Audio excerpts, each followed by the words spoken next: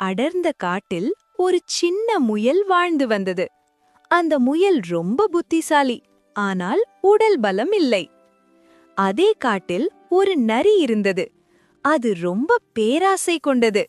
எதை பார்த்தாலும் எனக்கே வேண்டும் என்பதே அதன் பழக்கம். ஒரு நாள் முயல் ஒரு பெரிய கேரட் காயை கண்டது. அதற்குள் நரி எங்கே வந்தது. நரி முயலை பின்தொடர்ந்து சென்றது. முயலே, அந்த கேரட் எனக்கு கொடு, நான் பெரியவன் அல்லவா என்று நரி முயலிடம் சொன்னது. முயல் நரியை பார்த்து சிறிதும் பயப்படவில்லை. அது ஒரு யோசனை செய்தது. சரி நரி அண்ணா, ஆனால் இந்த கேரட்டை முதலில் சுத்தம் செய்யணும், அந்த கிணற்றில் கழுவி விடலாம் என்று சொல்லி முயல் நரியை கிணற்றுக்கு அருகில் அழைத்துச் சென்றது. நரி பேராசையால் உடனே சம்மதித்தது. அது கிணற்றுக்குள் குனிந்தது.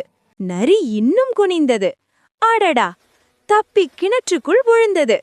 ஐயோ, காப்பாத்துங்க என்று நரி அலறியது.